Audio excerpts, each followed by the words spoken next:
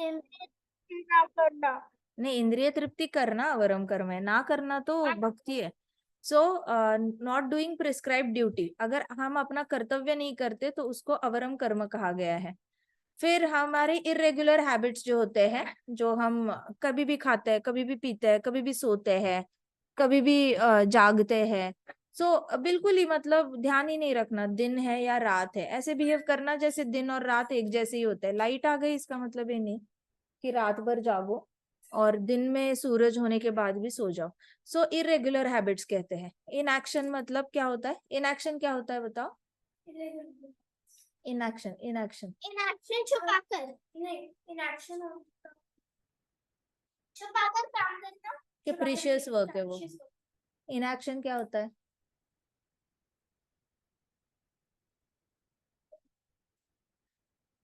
क्या होता है इनएक्शन? इनएक्शन होता है। हाँ जी, इनएक्शन क्या होता है? किसको याद है इनएक्शन क्या होता है? किसको याद है इनएक्शन क्या होता है? बताओ।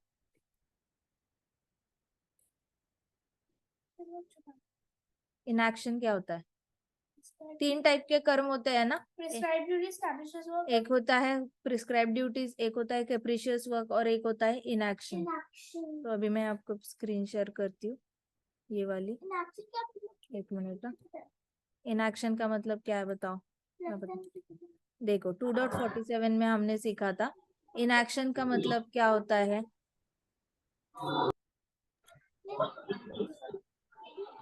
हाँ जी, अकर्म ना।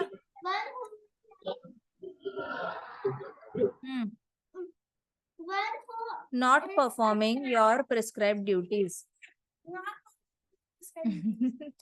कर्तव्य ना करना। इनएक्शन मतलब अपना कर्तव्य ना करना, है ना। सो इनएक्शन का मतलब क्या होता है? अपना कर्तव्य ना करना। प्रिस्क्राइब ड्यूटी का कर्म का मतलब क्या होता है? अपना काम करना, अपना कर्तव्य करना। इनएक्शन मतलब अपना कर्तव्य ना करना। कर्तव्य ना करके कुछ और भी किया जा सकता है, उसको इनएक्शन कहते हैं। कर्तव्य छोड़ के आप कुछ भी करते हो, उसको इनएक्शन। और कैप्रिशियस, कैप्रिशियस वर्क मतलब ऐसा काम करना जिसकी किसी ने परमिशन ही नहीं दी है, खासकर भगवान ने। ठीक है। सो ये हमने देखा था। सही बात है। तो हमने कई सारी डेफिनेशंस देखी थी अबोमिनेबल एक्टिविटीज की, जहाँ पे हमें पता चलता है कि ये सारी कृष्णा ने दूर दूर फेंकने के लिए बोला गया है। दूर दूर फेंकना मतलब क्या? जहाँ पे भी हमारा जो अवरम कर्म है उसको दूर फेंकने के लिए कृष्णा बोल रहे हैं। उसमें आता है ऐसे सारे काम जिसकी किसी अथॉरिटी ने सैंक्शन नहीं दिया, मतलब कृष्णा ने सैंक्शन नहीं किया है। कृष्णा नहीं कहते कि आप दूसरे जीवात्मा को मार के खाओ, या फिर आप हजारों हजारों साल, या फिर कुछ 5-10 साल पहले कोई ग्रेप्स थे, उसको तुड़वा तुड़वा के, उसको ऐसे बरी करके, उसको तुड़वा के उसमें से जूस निकालो और फिर पियो, ऐसे भी कृष्णा नहीं कहते। कृष्णा ये भी नहीं कहते कि चावल को सड़ाओ और उसका पानी पियो। लेकिन ये सब लोग ये जो इंटॉक्सिकेशन करते हैं, ये सब लोग बहुत ही गंदी तरीके का पानी पीते हैं, काला पानी पीते हैं। तो ये काला पानी पीना इज व्हाट? अवरम कर्मा। ठीक है। फिर ऐसे गंदा पानी पीना क्या है? अवरम कर्मा। शुद्ध पानी पियो, अच्छा पानी पियो, पानी पानी क्लियर भी हो सकता है, लेकिन काला पानी पीना अच्छी बात नहीं है। उसके बाद पुराना खाना, बहुत ज्यादा पुराना खाना, बहुत दिनों का खाना, पड़ा हुआ खाना खाना, उसको भी अवरम कर्म कहा गया है। और शादी होने के बावजूद भी दूसरे स्त्री या पुरुष के साथ दोस्ती करने की कोशिश करना, उसको क्या क्या है? अवरम कर्म। कृष्णा कहते हैं ऐसे वाला कर्म जो है वो दूर दूर तक फेंक देना है। जैसे विवाह हो जाता है तो अपना पार्टनर जो है वो हमारा बेस्ट फ्रेंड, फिर ऑपोजिट जेंडर में दोस्ती नहीं करनी, अननेसेसरी टाइम वेस्ट नहीं करना उसमें। ठीक है। फिर उसके बाद डिसोबीडियंस, घर में जो पहले गुरु होते हैं माता पिता, उनके प्रति डिसोबीडियंस अवरम कर्म। कृष्णा के प्रति कोई निष्ठा ना होना, लॉयल्टी ना होना। आज कृष्ण है तो कल शिव जी है, परसों गणेश जी है, फिर कोई और है। सो ऐसे निष्ठा ना दिखाना भी अवरम कर्म है। चिंता करना भी अवरम कर्म है। चिंता, क्योंकि कृष्णा कहते तुम चिंता करोगे तो मैं क्या करूंगा? मैं तो बनाई हूं, मैं तुम्हारी चिंता करने के लिए, मैं काफी हूं, तुम क्यों कर रहे हो? फिर उसके बाद गैम्बलिंग करना, माइंड गैम्बलिंग, कि फ्रूट ऑफ एक्शन क्या होगा, पेपर में नंबर कितने आएंगे, सैलरी कितनी बढ़ेगी, प्रमोशन होगा या नहीं होगा, जो भी हमें लगता है डाउटफुल होता है, जहाँ पे अनसर्टनिटी आती है कि भविष्य में क्या होगा, उसका आइडिया नहीं होता और उसके बारे में हम आइडिया लगाने की कोशिश करते हैं, उसको कहते हैं अवरम कर्म। कृष्णा कह रहे इसको दूर दूर तक फेंक दो। उसके बाद जीतेंगे या हारेंगे उसकी चिंता करना, प्रॉफिट होगा या लॉस होगा उसकी चिंता करना, कंसर्न है किसी भी चीज का, वो भी अवरम कर्म है, दूर तक फेंक दो। उसके बाद बिल्कुल ही सहनशीलता ना दिखाना, बात बात पे चिड़चिड़ करना, फ्रस्ट्रेशन होना, उसको भी कहा गया है अवरम कर्म, दूर दूर तक फेंक दो। उसके बाद इंद्रिय तृप्ति करने का मन करना, मतलब जिसमें कृष्ण नहीं है ऐसी चीजें करने की कोशिश करना, ऐसा खाना खाने की कोशिश करना जो कृष्ण को भोग लगाया नहीं जा सकता, ऐसे जगह जाने की कोशिश करना जहाँ पे भक्त लोग नहीं जाते, ऐसी बातें करने की कोशिश करना जो शास्त्रों को रिलेटेड नहीं है, कृष्णा को रिलेटेड नहीं है, ना ही किसी सत्वगुण में आती है, तो ऐसी को कृष्णा कहते हैं दूर दूर तक फेंक दो, अवरम कर्म है। फिर कहते कि कृष्णा की अपने आप को आत्मा ना समझना, अपने आप को शरीर समझना, ये भी क्या है, अवरम कर्म। ना अपने आप को शरीर समझना चाहिए, ना अपने आप को भगवान समझना चाहिए। हम क्या है, कृष्ण के दास, आत्मा है, तो अपनी खुद की आइडेंटिटी पता है और फिर भी एक्सेप्ट नहीं करना, अपने आप को ही मालिक समझना है, वो क्या है, अवरम कर्म।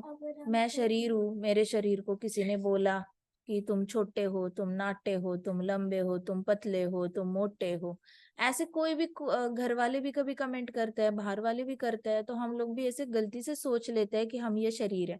अपने आप को शरीर समझना ही अवरम कर्म है।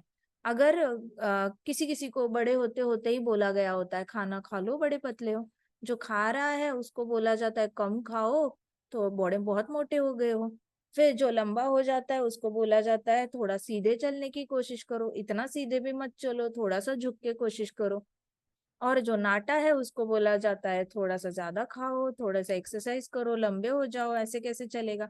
सो शरीर को लेकर आसपास आप जो भी सुनते हो और फिर अपने आप को शरीर समझ के दुखी करते हो, अपने आप को बुरा लगता है, उसको भी क्या कहा गया, अवरम कर्म, क्योंकि आप अपने आप को आत्मा समझ ही नहीं रहे हो, अपने आप को क्या समझ रहे हो, शरीर समझ रहे हो।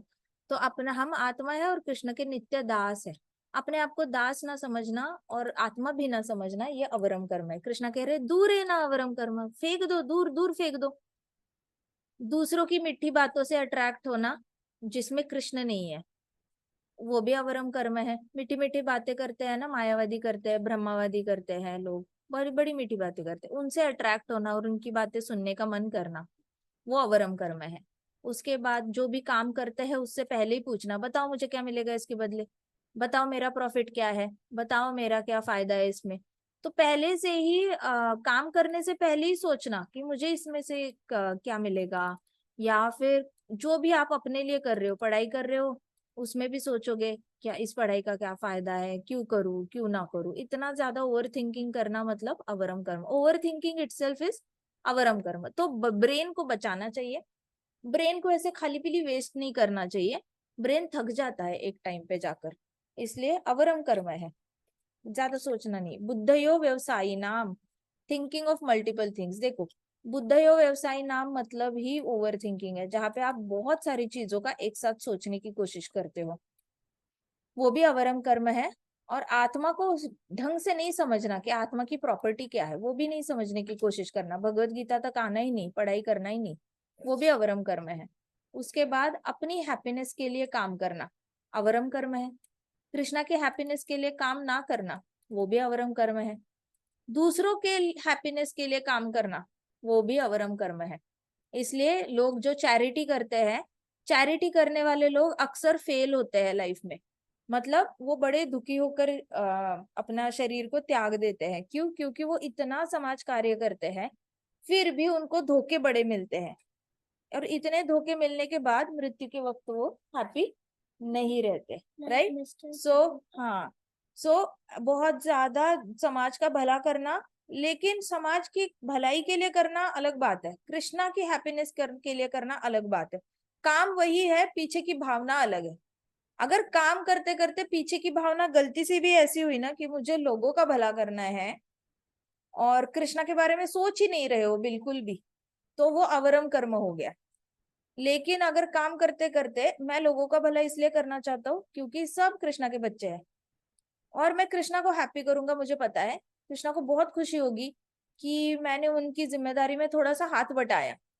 वो मैं नहीं करता तो कृष्णा ने तो करना ही करना है, लेकिन कृष्णा मुझे एज अ इंस्ट्रूमेंट यूज कर रहे हैं, तो कृष्णा का इंस्ट्रूमेंट बन के जीने में अवरम कर्म नहीं है। लेकिन कृष्णा को साइड कर दो, एकदम 10 फुट दूर डाल दो और सोचो कि ये सारे लोग हैं इनका भला मैं ही कर रहा हूँ, तो वो अवरम कर्म हो गया। तो दूसरों की खुशी के लिए नहीं करना, खुद की खुशी के लिए भी काम नहीं करना है। किसकी खुशी के लिए करना है? कृष्णा के लिए। अब सोचो आप अपना केयर कर रहे हो, हर रोज आप एक्सरसाइज करते हो, योगा करते हो, तो वो भी आप कृष्णा की हैप्पीनेस के लिए कर लेते हो। Alright, now we will go ahead and learn the next shloka.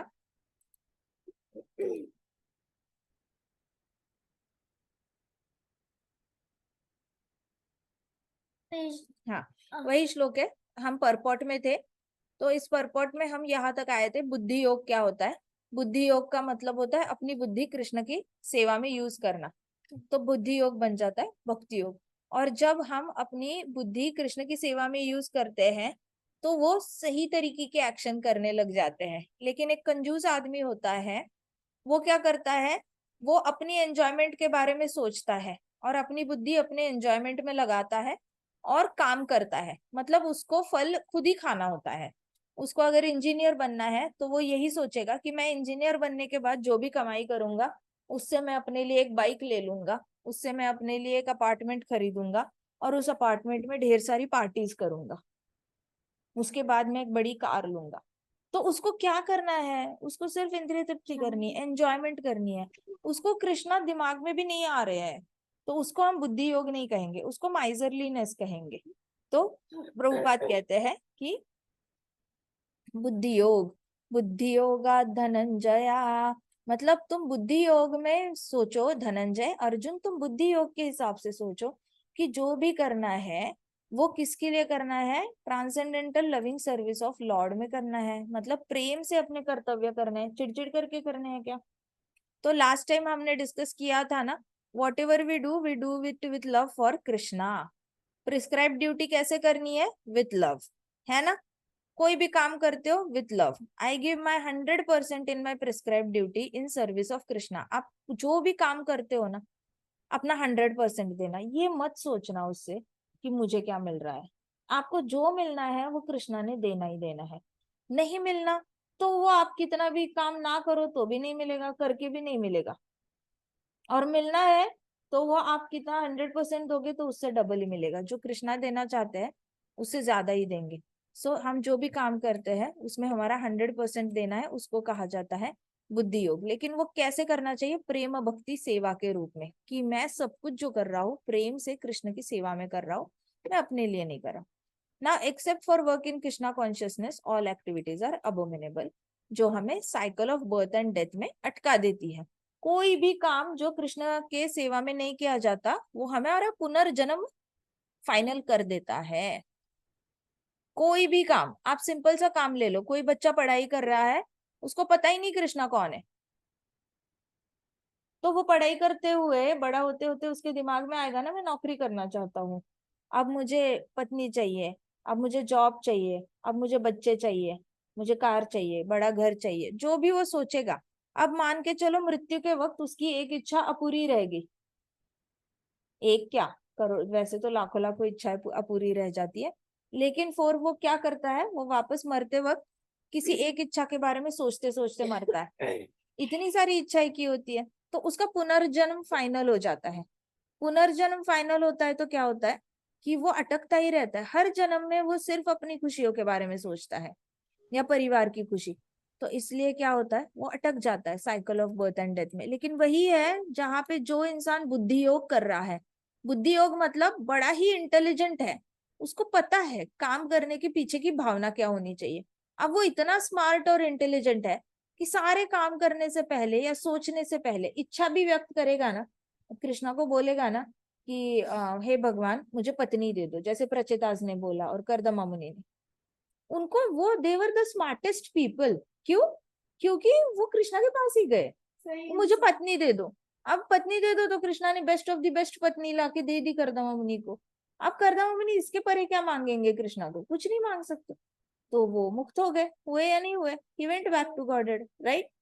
वैसे ही जब हम कृष्णा के बुद्धि योग जो करते हैं, कृष्णा की प्रसन्नता के लिए विवाह करते हैं, कृष्णा की ही प्रसन्नता के लिए पढ़ाई करते हैं, नौकरी करते हैं, तो वो बुद्धि योग हो जाता है और हमें वापस जन्म लेकर नहीं आना होता। क्योंकि हम मृत्यु के वक्त भी सेवा भाव में रहते हैं। हम सोचते हैं कि मैं ये शरीर क्यों छोड़ रहा हूँ? क्योंकि मुझे कृष्णा की सेवा करनी है। अगर मुझे स्पिरिचुअल बॉडी मिली तो मैं अनंत काल तक कृष्णा की सेवा कर पाऊंगा या नहीं कर पाऊंगा विदाउट बीइंग डेड? सो मृत्यु भी कृष्णा के चरण कमलों में ऑफर कर सकते या नहीं कर सकते? Giving up the body can be a celebration for the intelligent person.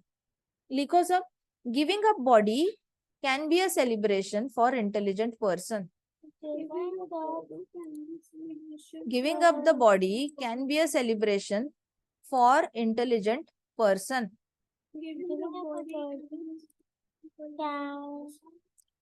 Giving up body, giving up body मतलब शरीर छोड़ना। Giving up body can be a celebration मतलब ऐसा नहीं कि आसपास के लोग खुश हो रहे हैं, हम खुद भी खुश है शरीर छोड़ते वक्त। Giving up body can be a celebration for intelligent person who wants to serve Krishna eternally.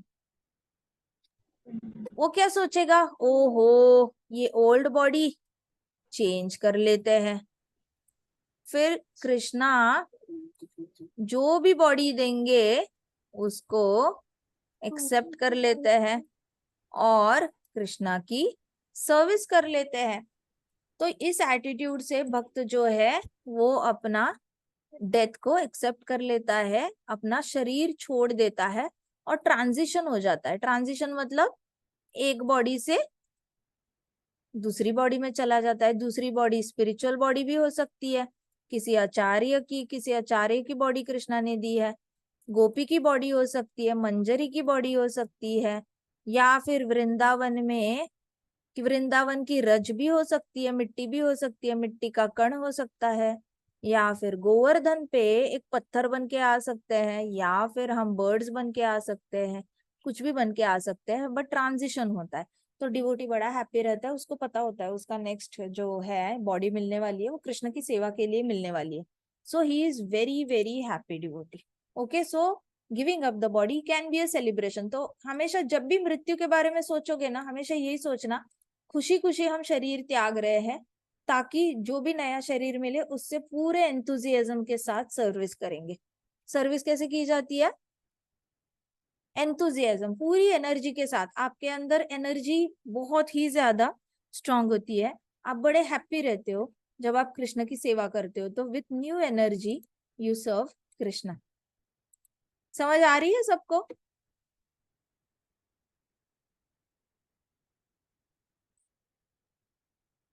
Everybody is with me? हाँ, सुनाई दे रहा है सबको? शाबाश। सो अभी one should never desire to be the cause of work. अपने आप को कॉज मत समझो, कारण बनने की कोशिश मत करो किसी भी काम की।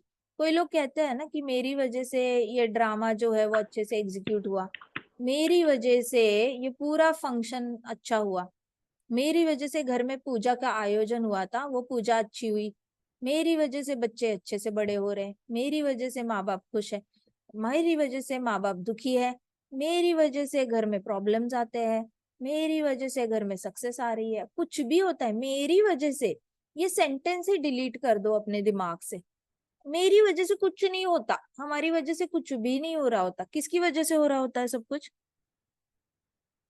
कृष्णा। शाबाश कृष्णा, शाबाश। तो कौन सा लेटर, कौन सी वोकैबुलरी से हमारे डिलीट कर देना है? क्या डिलीट करना है? मेरी वजह से। शाबाश। So don't try to be the cause of everything. किस कोई भी चीज होती है, अब ये नेगेटिवली भी आप ले लो, कई सारे लोग आत्मग्लानि में जी रहे हैं और अपना सर फोड़ रहे हैं। जैसे किसी के घर में किसी की मृत्यु हुई, मैं किसी माताजी से बात कर रही थी, वो माताजी की सिस्टर डॉक्टर है और एमबीबीएस सर्जन है, लेकिन कोविड में वो खुद अपने माता पिता को बचा नहीं पाई, तो उनकी मम्मा का ओपन हार्ट सर्जरी हुआ था। ओपन हार्ट सर्जरी के बाद वो ठीक होके आ गई हॉस्पिटल से, लेकिन 10 दिन बाद उनको कोविड हो गया और उनकी डेथ हो गई उनकी मम्मा की। अब ये जो माता जी है, उनकी बड़ी सिस्टर जो डॉक्टर है, वो 2 साल से उनका रोना बंद ना हो। वो उनको इतना बुरा लगे, मेरी वजह से मेरा फायदा क्या, मैं डॉक्टर होके अपनी मदर को नहीं बचा पाई, मेरा फायदा क्या, तो वो इतनी ज्यादा आत्मग्लानि में चली गई। क्यों? क्योंकि अपने आप को उन्होंने क्या समझा, कॉज समझा। आई बात समझ में? तो ये बड़ा डेंजरस, ये है वर्ड ही डेंजरस है, अपने आप को कॉज। इसलिए प्रभुपाद बोल रहे हैं, प्रभुपाद क्यों, इतना एक्सपीरियंस है ना लाइफ का, कि प्रभुपाद को पता है कि हमें बचाना कैसे है आगे आने वाली प्रॉब्लम्स को।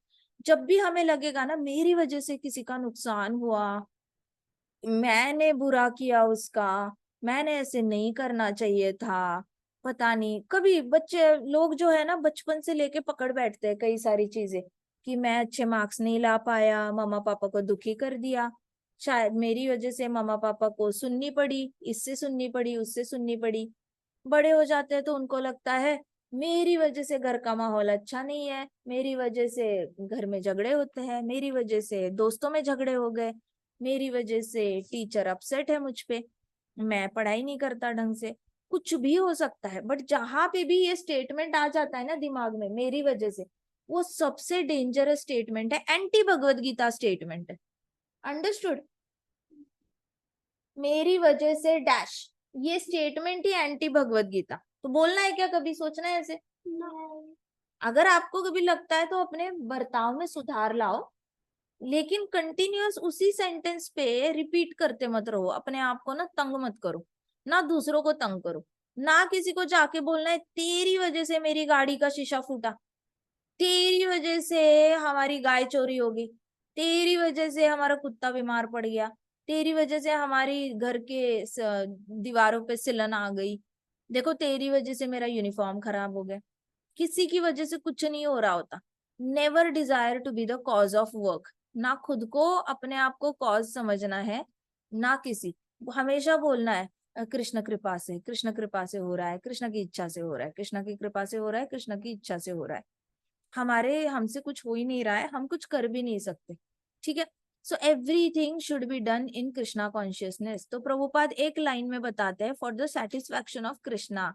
सो जब भी अगर ऐसे मन आया, प्रभु ब्रह्मा जी को भी लगा था कि वो अच्छा काम नहीं कर रहे, वो प्रजनन नहीं कर पा रहे, तो वो आत्मग्लानि में चले गए थे, तो he did that anti Bhagavad Gita step था ब्रह्मा जी का, जहाँ पे ब्रह्मा जी फ्रस्ट्रेट हो गए और रुद्र को जन्म दे दिया।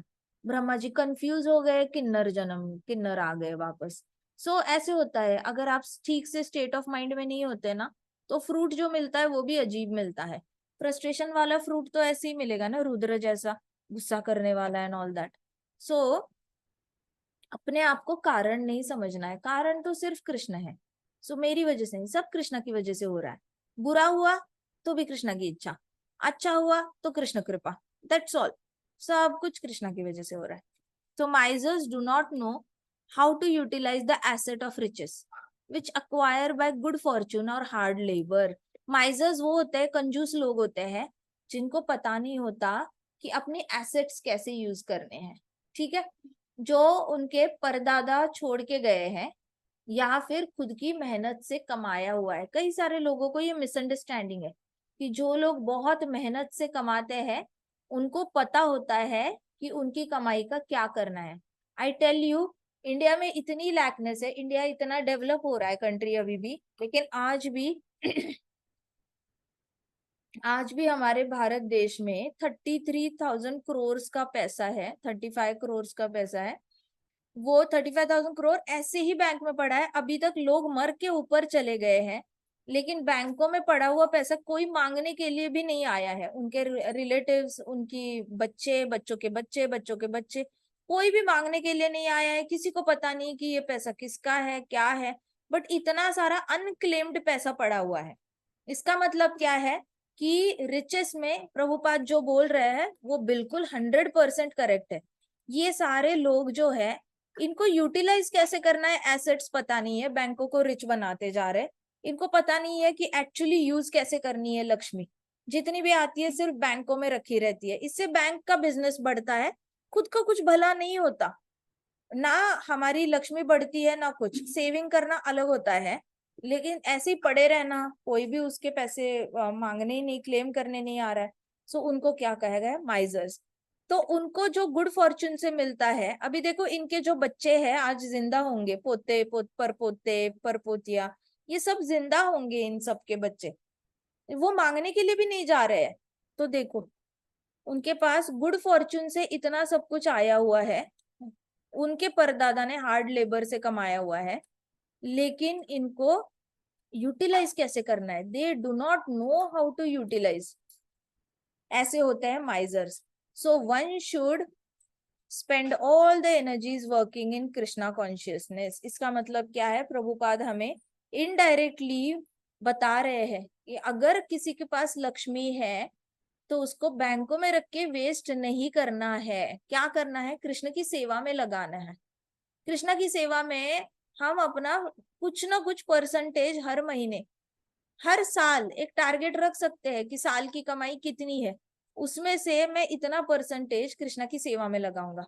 फिर आप प्रोजेक्ट डिसाइड करो, दिल्ली का टेम्पल बन रहा है वहां पे देना है, वृंदावन में इतनी सारी समाधियां रेनोवेट हो रही है, उनको देना है, कहाँ दान करना है, इसका अच्छे से मैनेजमेंट सोचो। लेकिन बैंकों में पड़ा नहीं रहना चाहिए पैसा लंबे समय तक, it doesn't help in any ways. So one should spend all energies working in Krishna consciousness and that will make one's life successful. तो हमारे महाराज कहते थे कि महाराज से कोई मिलने आता था ना अब्रॉड से, तो महाराज कहते थे और बता तेरी बैंक कितनी रिच होगी। तो सब हंसते थे, सब कहते थे what Maharaj, how come bank is becoming rich. तो कहते थे अरे तू सारा पैसा अपना बैंक में रख रहा है, तो बैंक तो सबको लोन में दे रही है पैसा वो, और लोन में दे रही है, वो लोग उनको इंटरेस्ट के साथ वापस कर रहे हैं, तो बैंक का बिजनेस बढ़ रहा है ना, तेरा पैसा वो दूसरों को कर्जे में दे रहे हैं, तो बैंक का पैसा तो बढ़ रहा है, तो तूने बैंक को कितना रिच किया। तो वो प्रभु जी कहते थे कि नहीं नहीं महाराज, बैंक में ही रखना पड़ेगा, अभी ऑप्शन क्या है। फिर महाराज बड़े हंसते हंसते कहते थे कि अरे जिसने तुझे दिया है उसको तू थोड़ा सा देगा तो वो तुझे और देगा, 10 हाथों से देगा। ऐसे रखेगा तो क्या अपना भी भला नहीं कर पाएगा, अपने आने वाली पीढ़ी का भी नहीं भला कर रखना है, लेकिन ऐसे नहीं, बैंकों को रिच नहीं करना है, कहते थे महाराज। तो one's life becomes successful if you use all your energies in Krishna consciousness. Krishna भक्ति में आप, और मैं इतने सारे भक्तों को जानती हूँ जो मतलब 91 से 89 से है और दान करे जा रहे, दान करे जा रहे। कुछ तो बहुत बड़े बड़े भक्त है, और वो 89 में जॉब करने चले गए थे अमेरिका, तो वो इतने ज्यादा अभी ये हो गए हैं, तो वो तब से 89 से वो दान कर रहे हैं, 89 से, और आज भी उनके पास कुछ कमी नहीं है। आज भी वो लोग बहुत अच्छे से, और अमेरिका के नहीं, इंडिया के भी कुछ भक्त है जो जुड़े हुए हैं, बहुत पहले से जुड़े हुए हैं, उन्होंने भी हमेशा रेगुलरली दान किया है किसी ना किसी इसको। लेकिन उनको कृष्णा ने कुछ कमी नहीं की है, वो बहुत अच्छे से अपना हॉस्पिटल के खर्चे उठा पा रहे हैं, बच्चों की शादी हो गई है, पोता पोती को लेकर मंदिर जाते हैं, धाम घूमने जाते हैं, बहुत अच्छे से अपना लाइफ सक्सेसफुल हो गया है उनका। आज तक किसी ने नहीं बोला कि अरे देखो देखो उस सेठ ने उस मंदिर में दान किया और वो भिखारी बन गया, गरीब हो गया। आज तक ऐसे सुना है कभी, अरे वो देखो चैरिटी करने वाला गरीब हो गया, ऐसा कोई नहीं होता। सो बहती हुई गंगा की तरह जब हम अपनी एनर्जी कृष्णा की सेवा में, गंगा माता का पानी बहता रहता है, हाँ या ना बताओ। कभी ऐसे देखा है गंगा को समंदर से उल्टा बहते हुए, कि गंगा पानी ले रही है समंदर से उल्टी और फिर वापस बह रही है? उल्टी गंगा कभी बहते हुए देखा है? गंगा इतने हजारों हजारों लाखों सालों से बह रही है, खत्म हुआ क्या पानी? फिर हमें क्यों ऐसे लगता है दान करने से हमारी लक्ष्मी खत्म हो जाएगी? गलत बात है ना। अब आप दोनों ने जब भी आपने आपके पास वो है ना, किस में रखते हो आप उसको, क्या कहते हो आप, मनी बैंक में आप थोड़ी सी लक्ष्मी रखते हो। हम उडुपी गए, हम वृंदावन गए, और हम यहाँ के आप मंदिरों में जाते हो, आप कुछ भी अपनी तरफ से डालते हो, तो आपकी मनी बैंक खाली हुई क्या? आपको जन्म से एक्सपीरियंस आया ना, इतना एक्सपीरियंस 10 साल का काफी है ना समझने के लिए कि आपकी मनी बैंक एम्प्टी नहीं हुई दान करने से। एक वक्त में तो आपने एक पूरी मनी बैंक एम्प्टी कर दी थी, लेकिन फिर से भरी या नहीं भरी? भरी या नहीं भरी? तो कृष्णा ने दिया या नहीं दिया? दिया ना। एक टाइम पे वृंदा ने तो पूरा खाली कर दिया था। कहाँ दिया था? वृंदावन में दिया था या कहाँ दिया था? वृंदावन में दिया था ना आपने, पूरी मनी बैंक खत्म कर दी थी वृंदा ने। लेकिन अभी अभी भरी हुई है क्या या खाली है? पूरी भरी, भरी है ना। देखो, यहाँ इतने छोटे लेवल पे हमें एक्सपीरियंस आ रहा है, बचपन में ही एक्सपीरियंस आ रहा है कि कृष्णा को देने से खत्म नहीं होता, कृष्णा को देने से खत्म नहीं होता। इट इज लाइक गंगा बहती रहती है। तो अपने माइंड में ना ये माइजरली अप्रोच निकाल देना। किसी ने कहा गया होगा ना, किसी ने अगर बचपन में कई बार ऐसे बोला जाता है, पैसे वेस्ट मत करो, पेड़ पे नहीं उगते पैसे। अरे गंगा माता की तरह गंगा बहती है ना, वैसे कृष्णा लक्ष्मीधिपति है। कृष्णा कौन है? वेस्ट तो नहीं करने, लेकिन अगर भगवान की सेवा में लगाते हैं तो गंगा माता की तरह लक्ष्मी माता भी भागते भागते आ जाती है। नेचुरल है या नहीं है? हाँ या ना? सो ऐसे करने से लाइफ सक्सेसफुल होती है। हमने क्या करना है, हमसे जो 30-40 साल बड़े लोग हैं, 20 साल बड़े लोग हैं जो दान कर रहे हैं, उनको देखना है उनकी लाइफस्टाइल ठीक ठाक है या नहीं। अगर हमें उनकी लाइफस्टाइल ठीक लगती है तो हमारे लिए सेफ है दान करना, इतना समझ जाना। क्योंकि वो लोग भी दान करते थे, लेकिन उनकी लाइफ काफी हद तक सक्सेसफुल हुई है। आज वो कोई रोड पे आके घर घर करके भटक नहीं रहे हैं, अच्छे से खाना पीना भी कर रहे हैं और बहुत हैप्पी भी रह रहे हैं। So like misers unfortunate persons do not employ their human energy in service of lord. देखो, प्रभुपाद अब बोल रहे हैं कि जो अनफॉर्चुनेट होते हैं, अभागी लोग होते हैं, अभागी लोग अपनी एनर्जी जो होती है ना, अपना मतलब शरीर भी यूज नहीं करते कृष्णा की सेवा में। ले कर लो बात, पैसे तो दूर की बात, शरीर भी यूज नहीं करते, सेवा ही नहीं करनी होती है ना।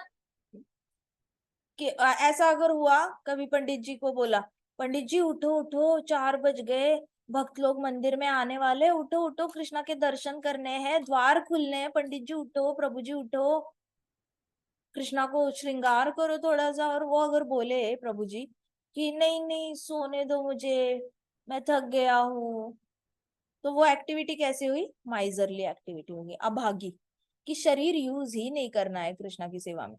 किसी को अगर शरीर ही नहीं यूज करना ना, तो वो एक्टिविटी क्या हो गई? माइजरली, मतलब कंजूस, कंजूसी हो गई कि शरीर को हर तरीके से हर इंद्रिय तृप्ति में यूज करना है, लेकिन कृष्णा की सेवा में नहीं यूज करना हमने। तो ह्यूमन एनर्जी, अपनी एनर्जी, किसी भी तरीके की एनर्जी हो सकती है, हमारे वस्त्र हो सकते हैं, हमारी कमाई हो सकती है, फूड हो सकता है, हमारा पूरा शरीर दंडवत नहीं करना, किसी भी तरीके से, उसको माइजर कहा गया है। तो प्रभुपाद कह रहे हैं कि माइजर्स जो होता है ना, वो बड़े अभागी होते हैं, ना शरीर यूज करते हैं कृष्णा की सेवा में, ना अपने रिचेस यूज करते हैं। रिचेस यूज नहीं करते तो भाग्य उनका साथ नहीं देता, फिर भाग्य उनसे जो भी चीजें मिली है वो वापस लेता रहता है। इसलिए इंडिया में टोटल फैमिली बिजनेसेस कितने थे कुछ साल पहले, ब्रिटिशर्स आए तब 5,000 से ज्यादा फैमिली बिजनेसेस हुआ करते थे। अभी सिर्फ 50 या 18-19 ही बचे हुए हैं। हुआ क्या, उनके रिचेस लूट लिए, उनके ही आगे की पीढ़ी ने लूट लिया उनको।